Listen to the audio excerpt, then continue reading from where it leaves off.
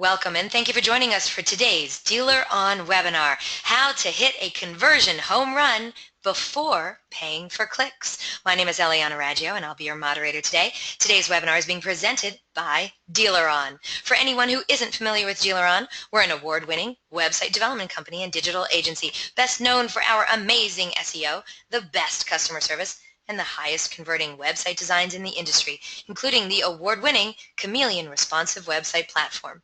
We're so committed to lead conversion, optimization, and customer service that DealerOn is still the only company in the industry that offers a money-back lead guarantee program.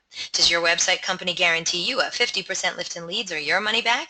Maybe you should check us out at our gorgeous brand new DealerOn website at DealerOn.com. We have a great show in store for you today. We're so very pleased to have DAMetter as our presenter today. DAMetter is the president of AutoHook, powered by Urban Science. David brings a wealth of automotive knowledge and experience to AutoHook, both from a dealer and service provider perspective.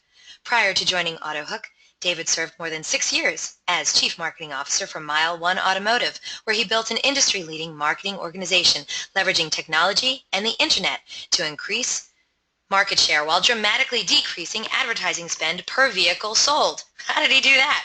David previously headed sales for Autobase, where he helped grow the company from a small startup to the leading automotive CRM software vendor. He began his career on the showroom floor as an early adopter of arising technologies. He built a prospective and followed-up system that helped him rise to become one of the top Chrysler salesmen in the country and eventually general manager of a dealership. David is regarded as one of the foremost experts in the automotive marketing and e-commerce space and is a frequent speaker at industry events, including Digital Dealer, the Global Automotive Conference, and the J.D. Power Automotive Marketing Roundtable. And he can be reached at DAMetter at urbanscience.com. Now, during the presentation, if you have any questions, please use the question feature located on the corner of your screen. Oh, before I tell you that, I forgot to tell you, David's also going to be presenting on a panel at the upcoming J.D. Power Roundtable in Vegas on October 26th. If you're going to be at the J.D. Power Roundtable, you are not going to want to miss it. Make sure you catch him live. He is amazing. All right, that's October 26th at the J.D. Power Roundtable. Now look, during the presentation, if you have any questions, please use the question feature at the corner of your screen to submit them. At the end of the presentation, we'll answer those questions of general interest. If we're unable to get to your question live, we're going to try to respond by email later today. Also, don't forget, a link to download a copy of this webinar recording will be emailed to you later today for your reference. And hey, feel free to share it with your friends and colleagues. Oh, and guess what?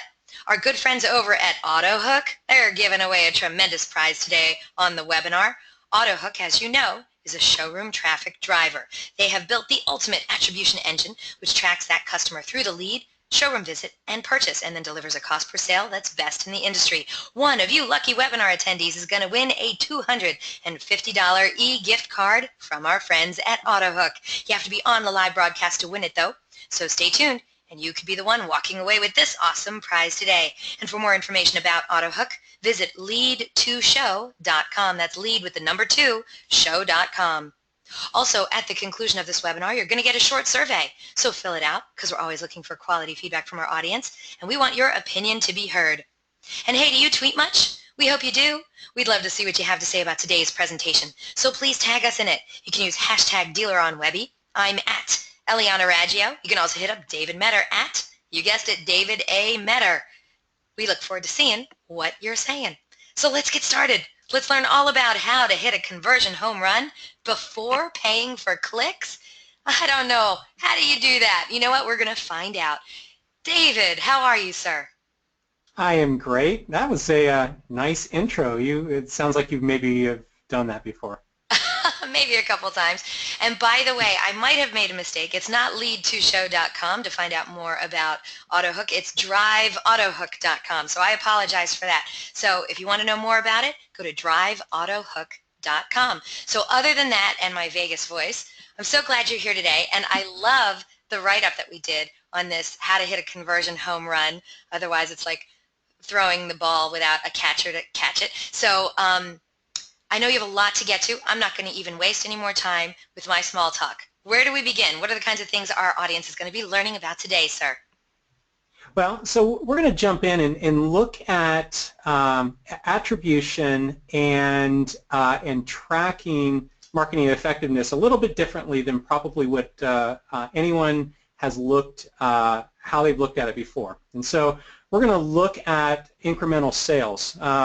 When we do a lot of business at the manufacturer level, we hear a lot of speak around, do you lift sales incrementally? And so we're going to speak to how we prove that out and how, as dealers, if I went back to the dealer side, what would I expect from my vendors and really from myself, and how to manage that, how to track it so that I feel like I'm spending my dollars effectively. Right. And then we're also going to jump in and we're going to talk about reporting metrics and not make it tough, but look at 2 or 3 things that each one of us should look at. I know there's different types of responsibilities for the people who are on the calls today, whether they're internet managers, sales managers, general managers, dealer principals.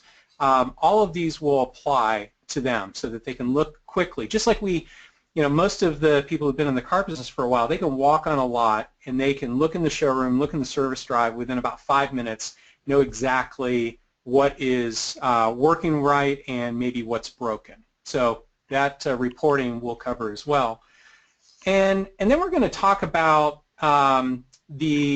which vendors have great ability and focus on specific types of vendors so that you can get this complete attribution. Not just our company, but there's lots of different pieces that you can put in play depending on your needs, and that will be actually addressed in the previous one around the reporting metrics.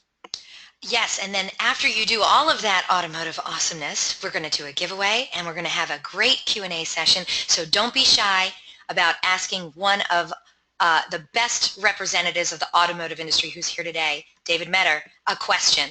Get those questions in. We're going to love having a great Q&A session at the very end. All right, David, where do we go from here? Great. Well, so let's start with the fact. Let's know that that there is going to be more money spent on search and display in 2016 than we've ever seen before. Now, this is a big number. Now, granted, this is across all of the industries, but I think that we'd all agree as automotive marketers, there's probably more pressure from the manufacturers in this year than any year around trying to drive more traffic to our sites and trying to do that in a collective fashion so that whatever brand we represent, if I'm a Ford dealer or if I'm a GM dealer, that I'm driving as much of that interest within our site channels as humanly possible. Well, the other fact is that we have a lot of pressure that is put on us, not just to spend that money, but there has to be a way for us to think differently about how we can attribute success, because I've been very fortunate over the last 3 or 4 months to be on a speaking tour where I get to sit in front of dealer principals, and I will tell you that the #1 thing that they struggle with as they look at their advertising doc and know that all of this money is being spent, if they can really feel comfortable with the dollars that are associated with each one of those lines. So what I'm really hoping for today is I'm going to drop some new information on you that hopefully will make you go back and start looking at things differently, not making bad decisions and just haphazardly canceling things or spending money in different buckets without having a better sense of what really works. So with that, let's go ahead and jump in. So we can talk about attribution. Really, all attribution is, just so you know, is we're attributing a sale back through a channel. And so for years, especially in automotive, first-click attribution has been really the dominant player. And all that means is, it's like first in wins. So we do that with leads, but we also do that with our digital advertising. So if I click on an ad or if I click through unpaid search and I go through, no matter what else happens through the process of my shopping, that first click through and ultimately how I convert goes back to that first click. Now, there's a lot of people who don't like that, So they'll go with last click attribution because they believe that whatever happened in that last series of events in my behavior of shopping should get the most credit.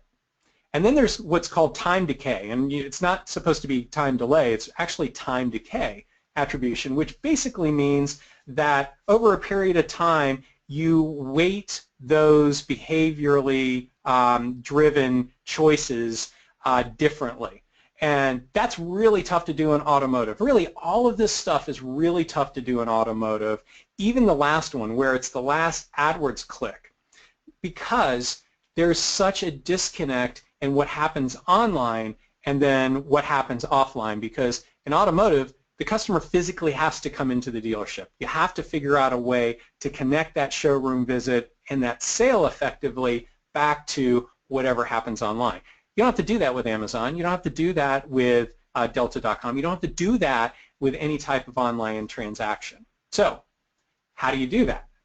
Well, the first thing that we know for sure is we struggle mightily with converting on site. And so the average automotive website converts at 2%, which is that makes you want to jump off a bridge, right?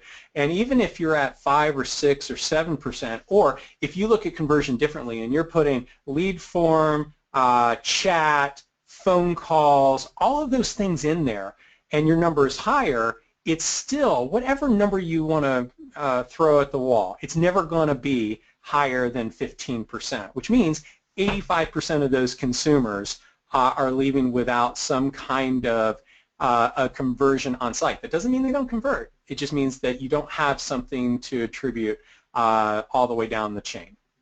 So my challenge to you, and this is something that I tried to do in my previous life when I was the Chief Marketing Officer of MileOne, was let's think differently.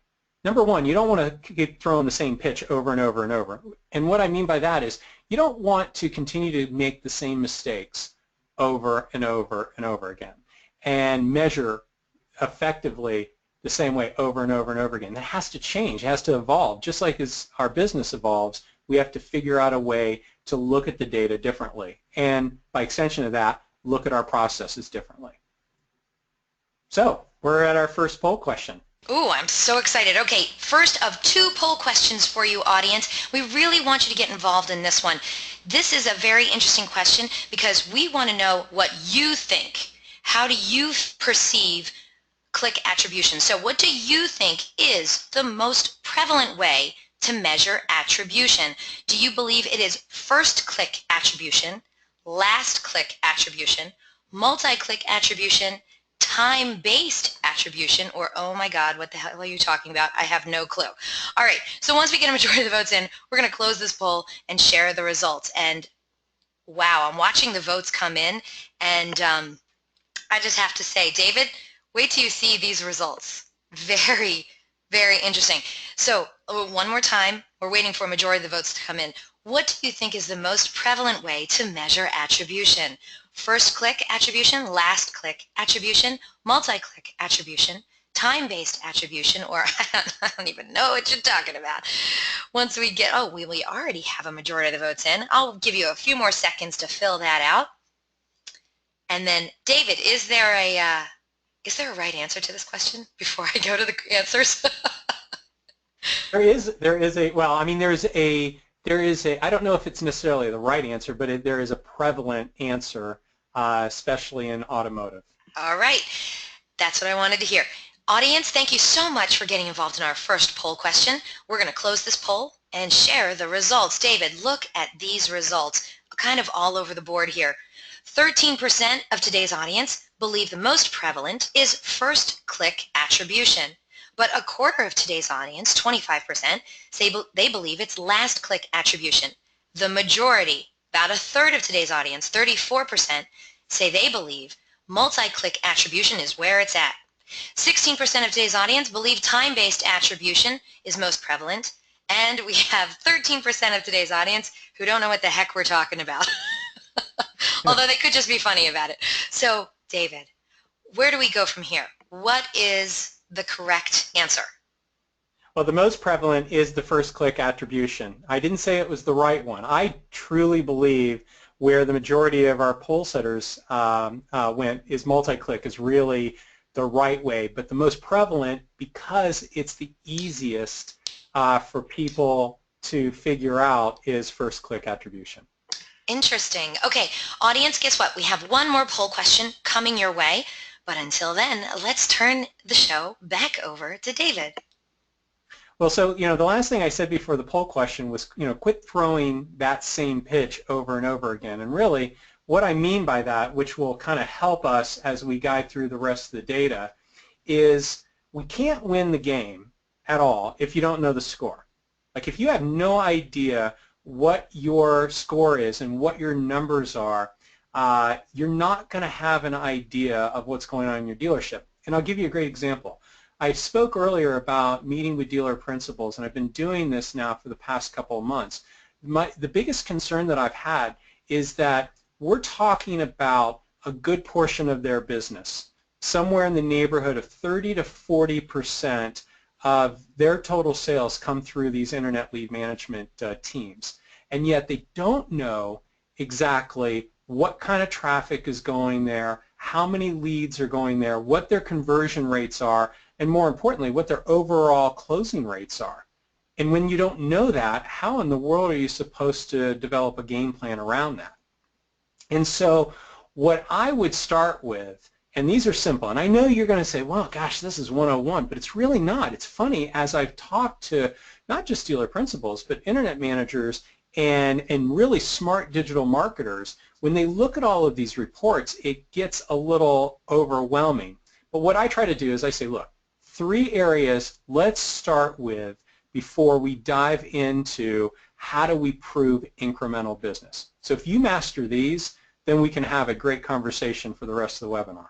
The first one is the traffic on site, right? And so what I mean by that is how many visitors are coming to your site.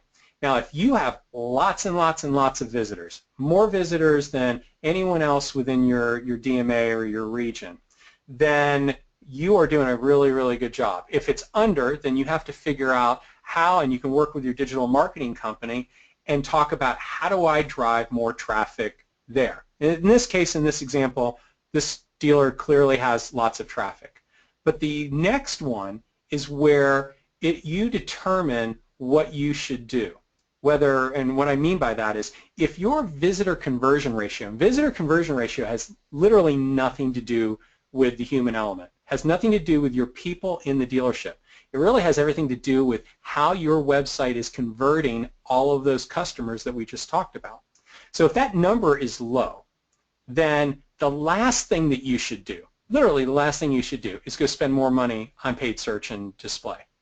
Because why drive more traffic when you're not converting it effectively? Until you fix that, and again, it's not a human element. This has nothing to do with your lead follow-up, how fast you follow up, any of those things. It has everything to do with the technology embedded or pricing or something that's going on within your site.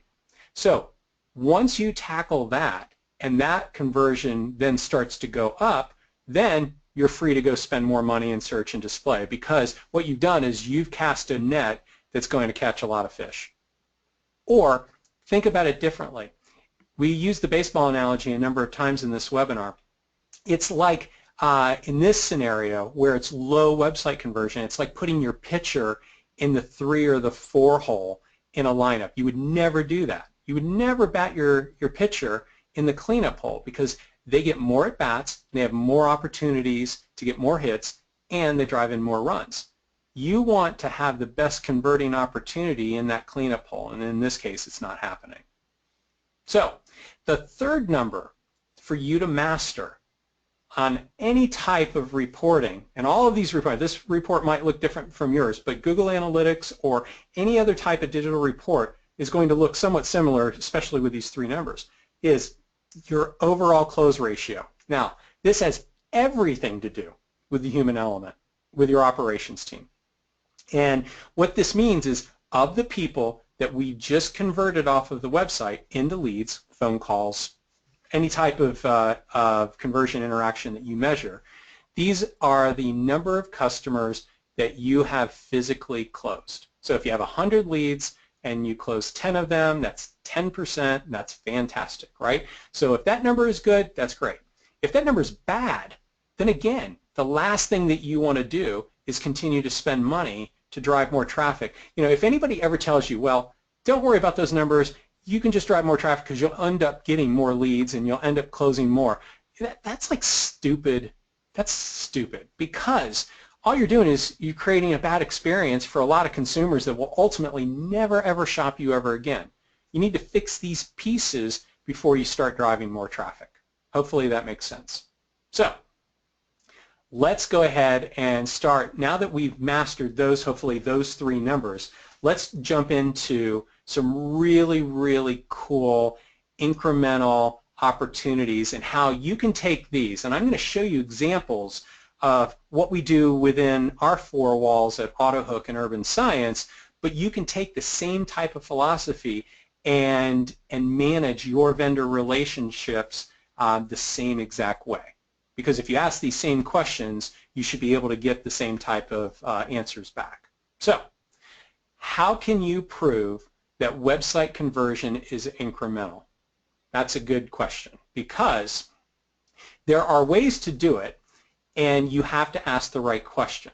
So as an example, what we've done we do business at the dealer level, at the tier 2 level with agencies and manufacturers, and at the tier 1 level with a number of manufacturers and agencies.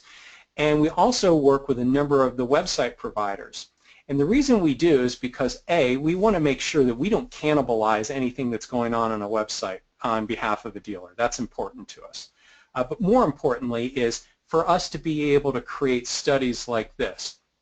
So for one of our manufacturer partners, we were able to look, because we also partner with the website company, we were able to look at what a site does organically without us.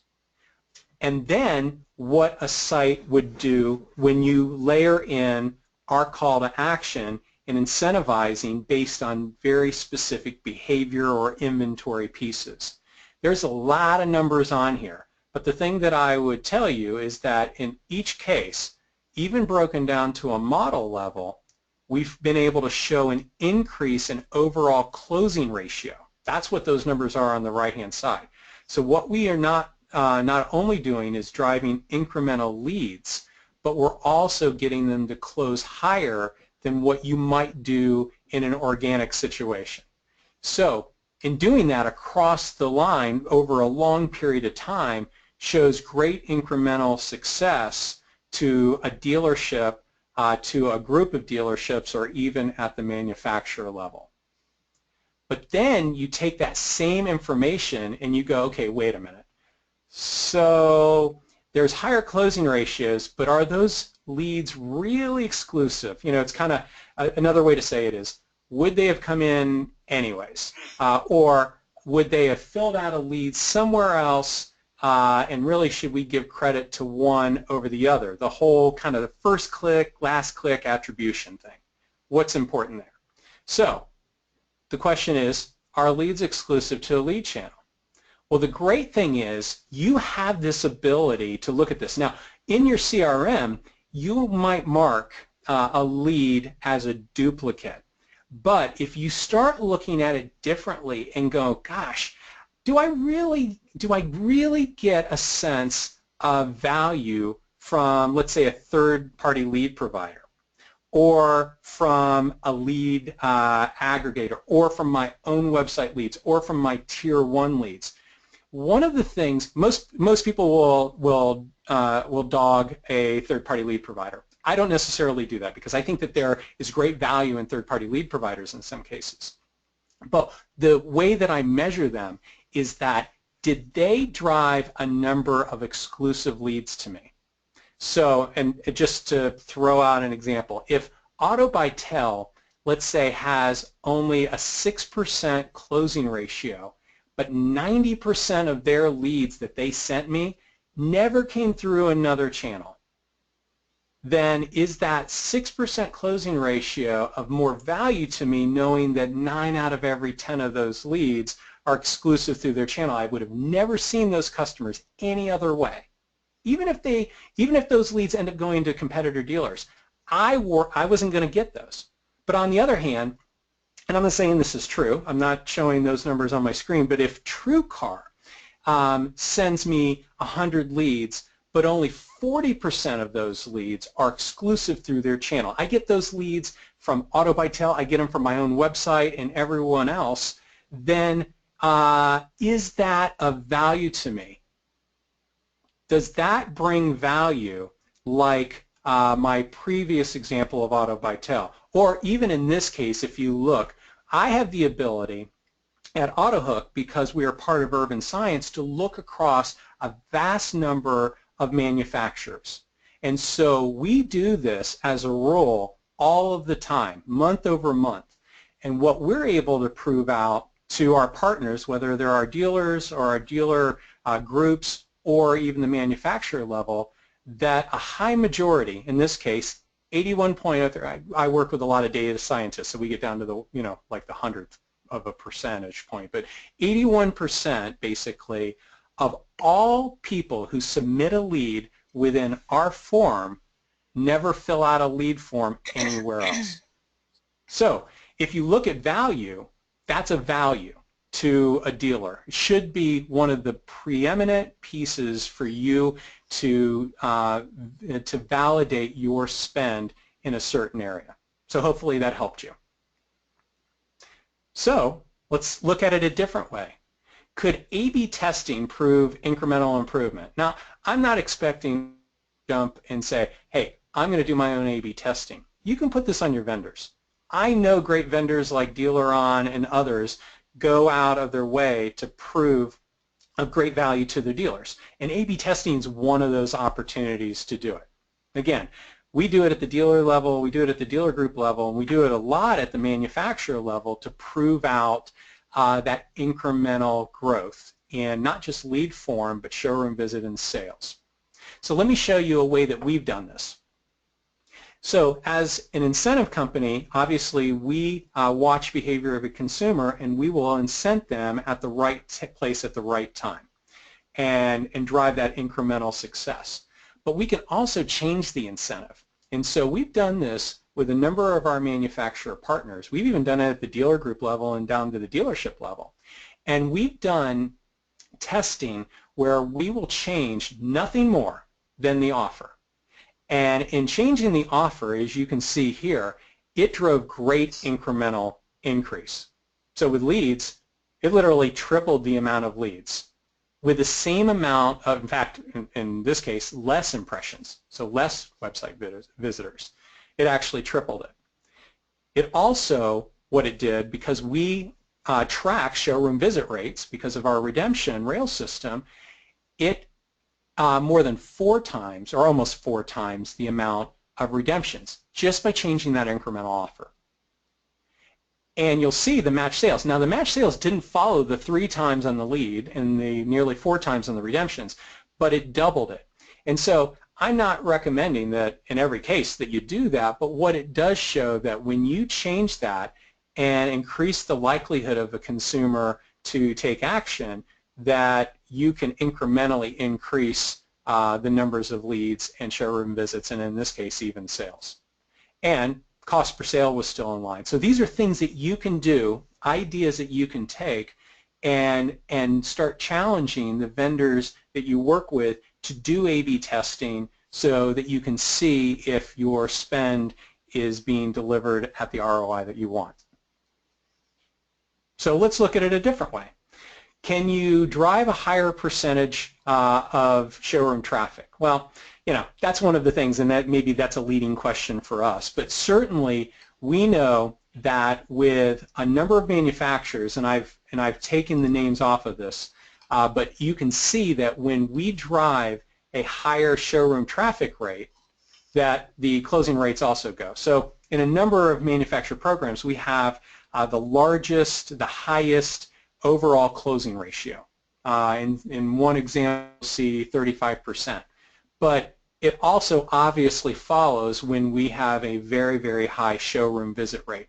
So if you look at your reporting within CRM and you start looking at what drives a high show visit rate, let's say chat sessions that go from chat to appointment confirmation. So especially on the BDC side, you can track this really effectively, and then you can almost guarantee that your close rates are going to be there. So anything that drives a high showroom visit rate, it could be texting, it could be mobile advertising that's completely targeted to competitors' geo, whatever it is, start looking at that showroom visit rate as a real key indicator to what drives the highest showroom close rate as well.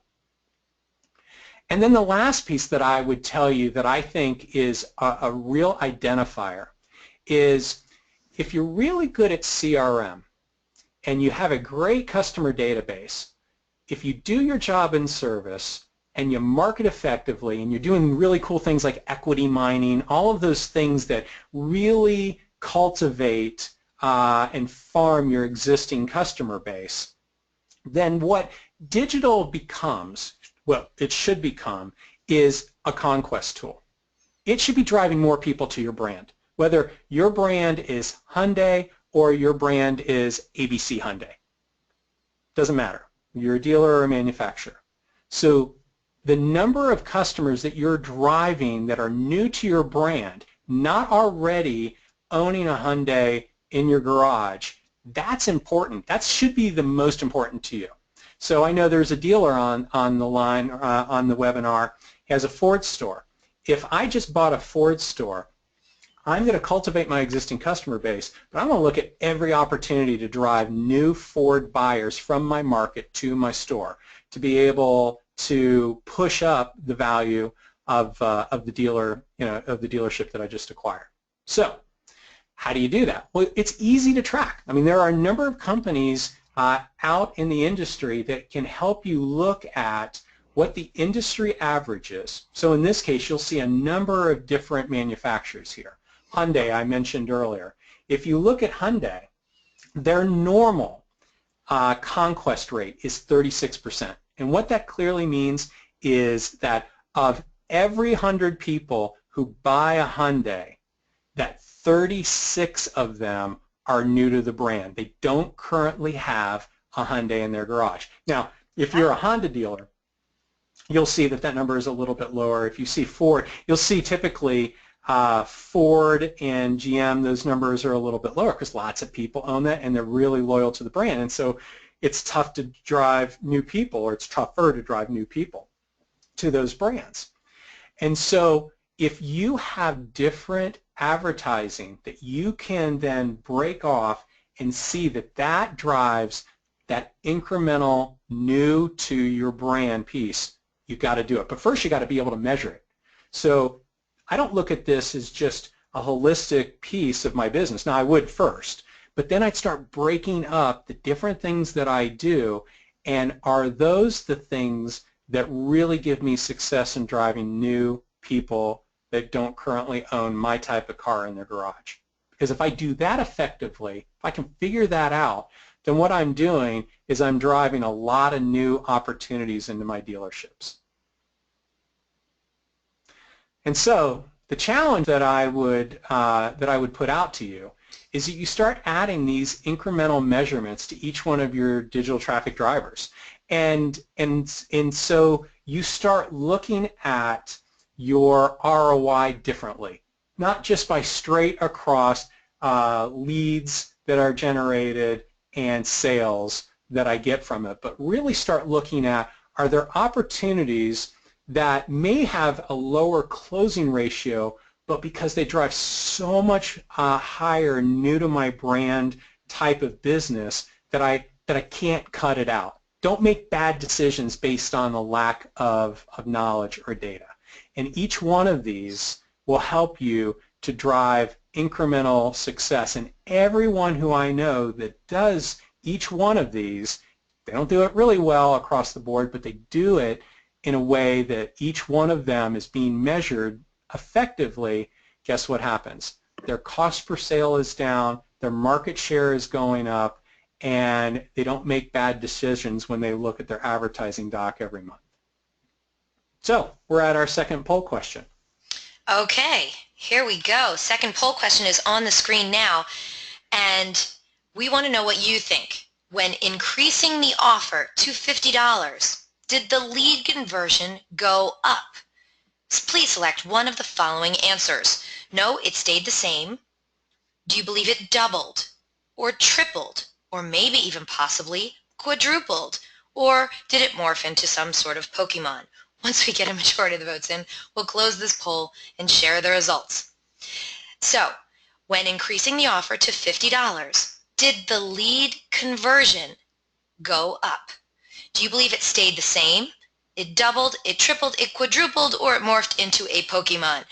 Once we get a majority of the votes in, we'll close the poll and share the results. And David, I just want to point out that we already have a couple questions that came in from a few slides back, so hopefully it won't be so confusing when I actually ask you the question during the Q&A section. And audience, if you haven't gotten in your question yet for David Metter, because he's putting out some pretty, heady stuff out here. This is pretty revolutionary what he's saying. So I expect you to have some questions. So get those questions in so we can have a robust Q&A session. All right, lots of votes came in, and I'm going to close this poll and share the results. Are you ready for this, David? I am. All right, let's do it. Okay, 19% of today's audience believe that even if you increase the offer to $50, that the lead conversion stayed the same. That's 19%, okay? Now, 22% of today's audience think that it doubled. The majority of today's audience, 44%, believe that it tripled. 11% believe it quadrupled, and 4% of today's audience believe it morphed into a Pokemon. All right, David, I'm sure you guys have done some research on this. So what did happen when you increased the offer to $50?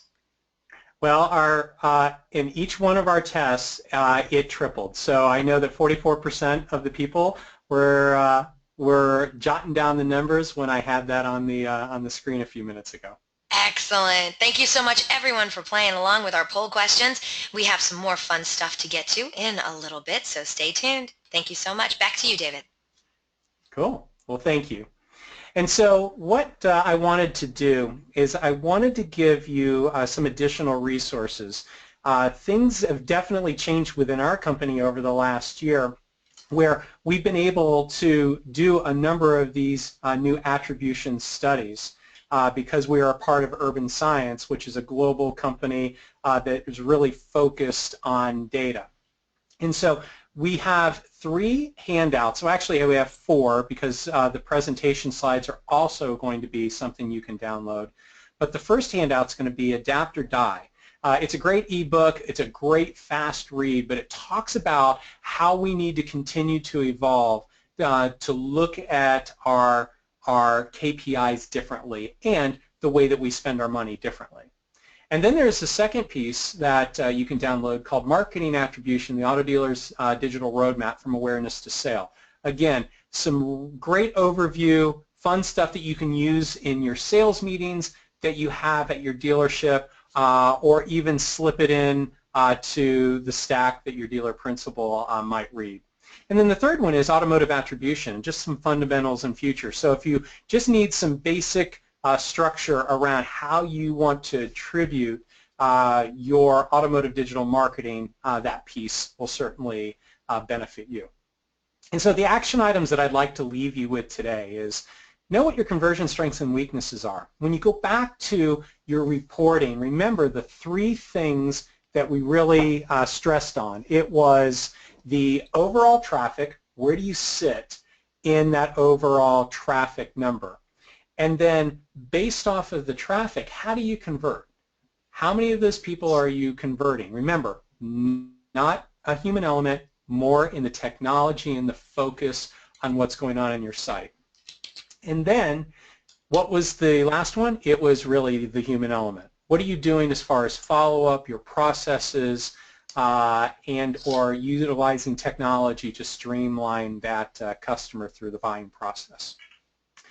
And then figure out where you get incremental success. I mean, there are opportunities for you to look, and don't do it all at once, but take 2 or 3 of your different providers and start asking the questions that we went through to see if you can figure out what that incremental story is. And then the last one is drop your strategy and hold your vendors accountable. I think that great vendors, and I know DealerOn fits into this bucket. We certainly strive to fit into the bucket, that we want to serve you well, and we don't mind being held accountable. I know in DealerOn's world, they're all about conversion on their site, so this stuff just really aligns well as a DealerOn customer. And so now we're at the fun part where we get to turn it back over to Eliana, and she'll fire questions at me, and hopefully I won't be stupid. Thank you for your kind words, David, and phenomenal presentation. Wow. All right, audience, I need your questions for David Metter. Send those questions in. We're going to get to that Q&A session in just a bit. Before we do that, I want to remind you that we have not one, not two, but 4 awesome handouts for you. So check out the handouts section of your GoToWebinar interface to download those immediately. They will not be available after the webinar, so get those handouts now. In there, you're going to see David Metter's slide deck that you just saw.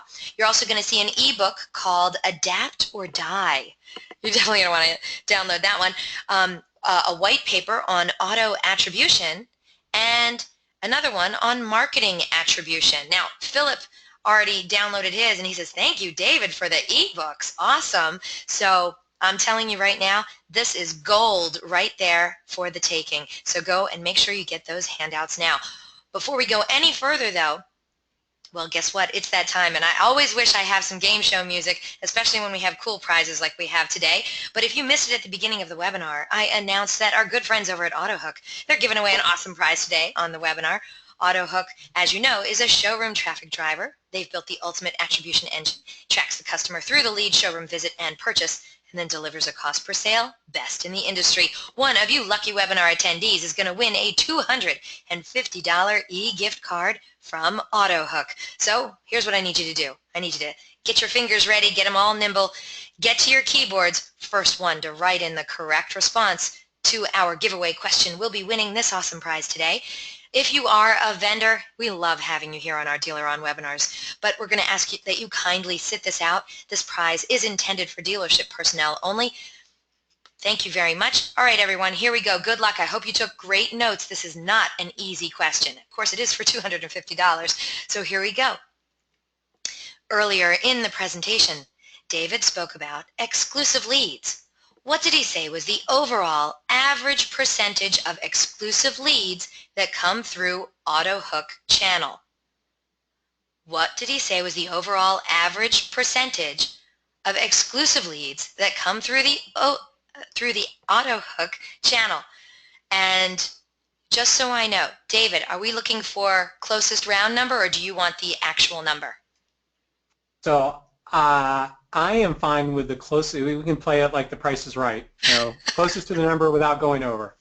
Okay, then let me scroll up, because the very first person who wrote in 81% is Lexi Dean. Congratulations, Lexi Dean. You are a winner today. You have just scored yourself a $250 e-gift card from our good friends over at AutoHook, powered by Urban Science. So thank you so much for playing along, everyone. Congratulations, Lexi Dean. You'll be getting your prize a little bit later on today from our good friends over at AutoHook. And hey, you know what? We give away cool prizes every week. I know you couldn't win today, everyone else, but come on back to another DealerOn webinar, and who knows, that could be the day that you win an awesome prize on a DealerOn webinar. Congratulations, Lexi Dean.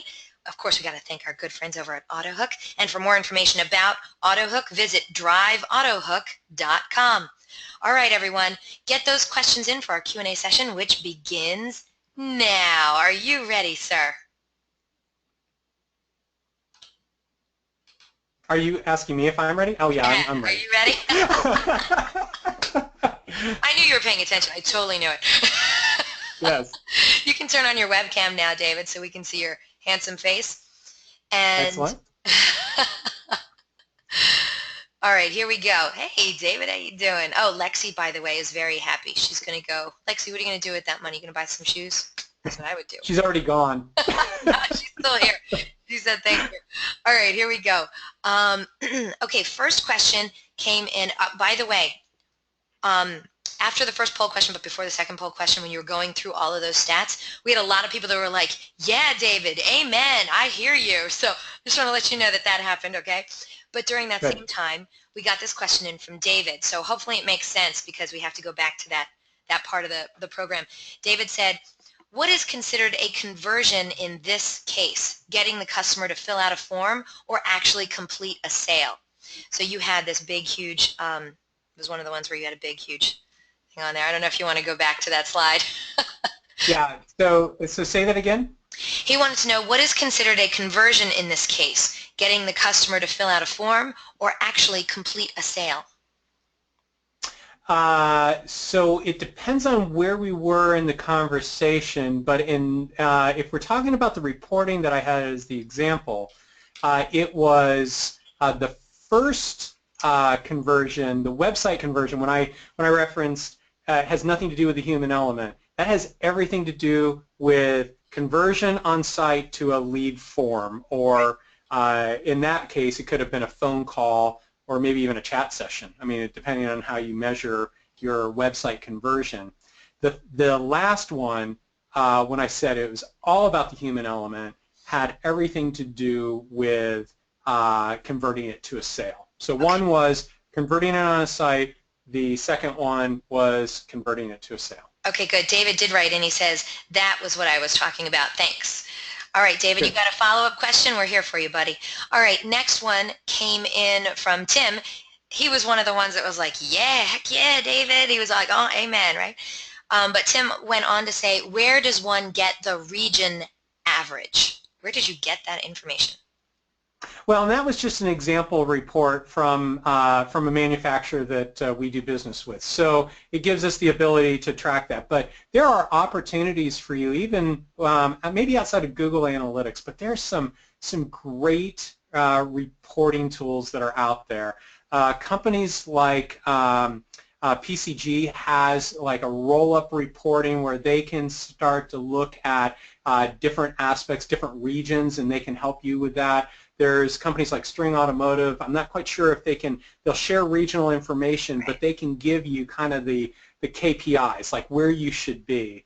But if you ask the manufacturers, in most cases, they're going to give you that. Even your website providers can give you some kind of a soft, maybe a soft metric of where you should be in that area. So that way you're not shooting blind. So you could say, let's say that I'm a DealerOn customer, and I said, hey, I'm in Wichita, Kansas, and I just want to know, am I in the right range for the traffic that I should be driving? More importantly, how is my conversion against all of the other dealerships in my market area that that they can look at?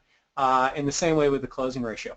I'll tell you the last piece of this answer I can give you is that there's great internet lead management trainers out there, and I know next month, and I don't mean to steal your thunder, Eliana, but David Kane, actually, I think it's next week. David is a great source of information where he can give you that. He can give you those different metrics and kind of help you to be accountable. So that was a long-winded answer, but hopefully I gave you a good one. I thought it was great. Yeah, Tim wrote back and he says, awesome, thanks. And by the way, a lot of people wrote in, hey, that was a good question. So Tim, you got a follow-up question? We're looking to hear from you again, all right? All right, next question comes in from Philip. And he says, he said thank you for the ebooks, David. He wanted me to make sure that he passed that along to you. Okay, Danny wrote in. Who's your Danny, apparently? He says, I noticed that the closing percentage dropped from 32 to 20 when the offer was doubled. Why is that? Yeah, so that's a great question. I'm glad that somebody caught that. Remember in that slide, in fact, if it's okay, I'm even going to go back to that slide. That information, there were so many good things that happened in these tests. And the first one, as we used in the poll question, what happened to the leads? So the leads tripled. So and every time that we've done this, leads incrementally go up. Showroom visits absolutely go up. But why wouldn't sales follow that 3 times or that nearly 4 times? I think the best answer that I can give you based on what we know is that there are more opportunities, and this is why we are very selective in going to the higher amount, but there's more opportunities for us to drive consumers that might not necessarily be the highest intention to buy buyers because you're driving up that dollar amount. That's why we're really reluctant to do higher dollar amounts like 75 and 100, because every time that we've done this, and high-line manufacturers always push us there. They go, well, our brand is, more important, and we need to do something that's higher value, but what we find is that it doesn't drive buyers. It drives people who might not necessarily be buyers and that are taking advantage of the offer. So that's the best answer I can give you. However, notice that it's still doubled. Like double in most people's books are really, really good. So we work with a brand that is really challenged right now with website conversion and with overall leads. And by extension, their salespeople are kind of down. They're not feeling great because they don't feel like maybe they have the best product and because there's not a lot of leads coming in. We'll go in and we'll do a higher offer in that case because it does a lot of things. It drives more leads, it drives more traffic into the showroom, and if nothing else, it makes the salespeople feel really good because there's a lot of activity where there was not any before, and it still drives a good number of sales to the brand. And notice where the cost per sale is. It's still well in line. Okay, great question, Danny. By the way, Danny wrote back and he says, thanks, David. Trying to get the pitcher into the 9-hole. I don't know what that means. Is that another sports reference? I don't know. That means, you know what that really means? It means he's trying to make sure that he's got the best hitting lineup where the most traffic is. So that, I think that was, I like that analogy. It's good. Okay. Danny, thank you so much. All right, follow-up questions are always welcome, of course. Okay, next question comes in from Andrew. He says, if I am new at measuring attribution, what steps do I take to get started? David? Yeah, I think that the first thing that you do is you look at those 3 elements of data. So you look at your traffic, you look at your website conversion, and then you look at your overall closing ratio. And then you start looking at individually which of your advertising vendors drive the most showroom traffic. And I don't say that because we measure that well. I'm saying it because it's true. That's actually how I built the solution when I was at MileOne. We knew that the magic number was showroom traffic. Right. You can't sell a car without the customer being in the showroom. So if you can measure that, and if I have an advertising element that drives, let's say, 25% showroom traffic, I can then attribute everything else, right? I can attribute all of that all the way back to even the click. So that's where I would start, and then every month I would just add another advertiser to that attribution report. And then that way, by month 6 or 7, you have a pretty good idea of what's effective and maybe what's not as effective. All right, great question, Andrew, and great answer, David. All right, loved it. All right, next question comes to you from today's winner, Lexi. Lexi says, what type of call to action buttons have you seen or used that help create higher conversion rates? Ooh, good one, Lexi. Yeah, because there's a lot of different kinds of buttons. Like some people say, oh, the red button is it. Oh, no, it's got to be orange. Hey, green is the one that will get people's attention. Some people say it's what's written on the button. Some people think it's the placement or the size of the button. Do you have like a best practice button? Yeah, I can tell you that we do a lot of different testing to see what as does DealerOn, and you'll notice we typically don't change, and my guess is DealerOn does the same thing. Like, we don't release something unless it's completely, fully tested and vetted out because it means something. Like, the last thing we want to do is start messing up conversion for thousands of customers across the board. I don't know if I can give you like the secret sauce answer to that. But what I can do is funny. This came up 10 years ago.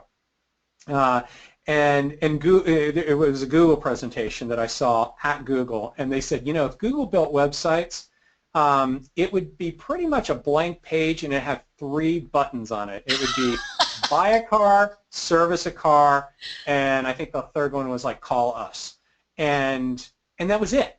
So if you really think about that, I think what they were really trying to say is make it simple. Think about Google as a search engine. Super simple, right? You type it in, you go like that, and it gives you what you want. I think we got to figure out how to do that. But here's what I will say. And this is why I say don't throw the same pitch every single time.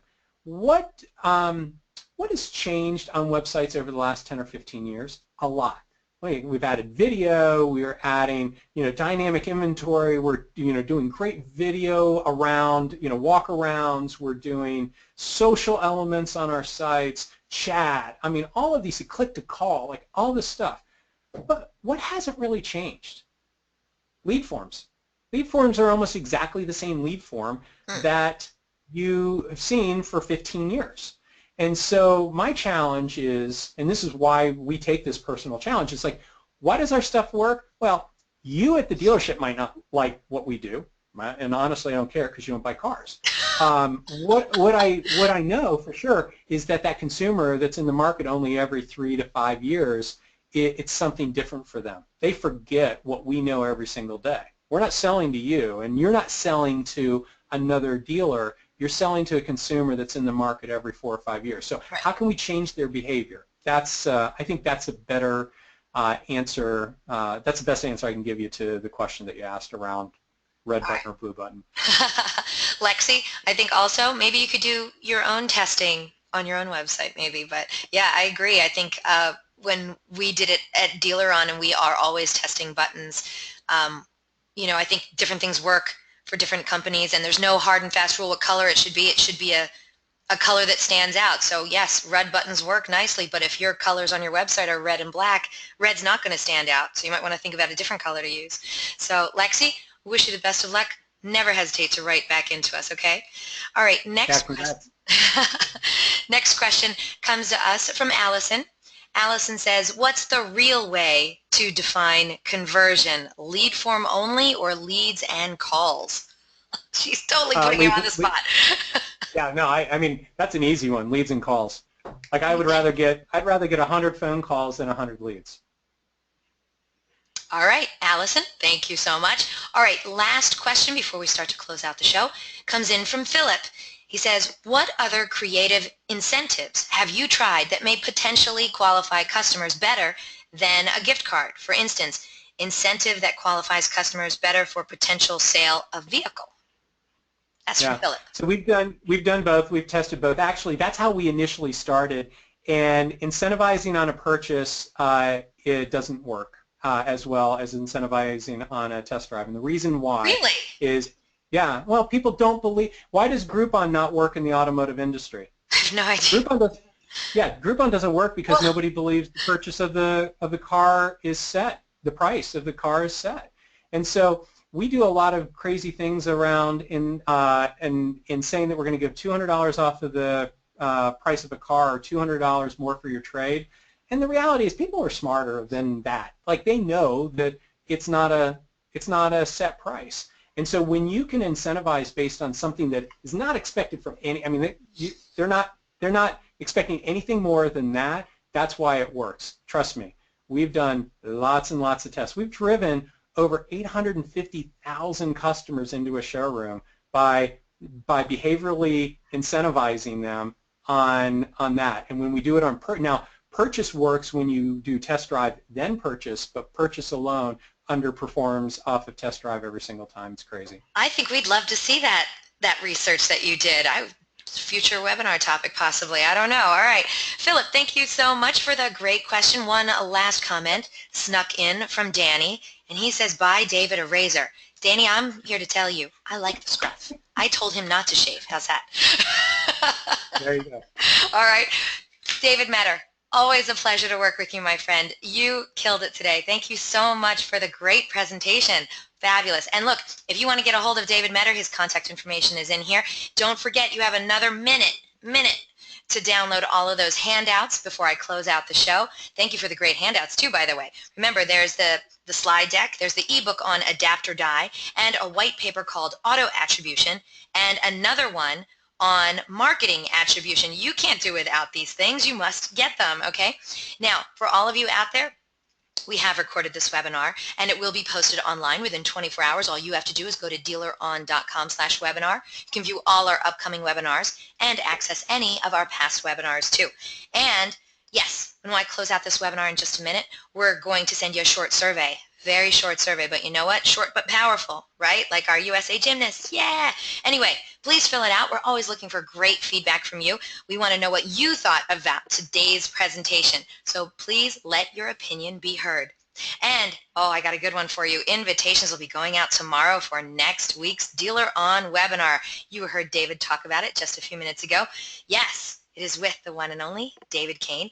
Your internet close rate is broken, so let's fix it. Here's the question. What is your current internet lead close rate? Is it 5%? 10%? So, is a 90 to 95% failure rate okay with you?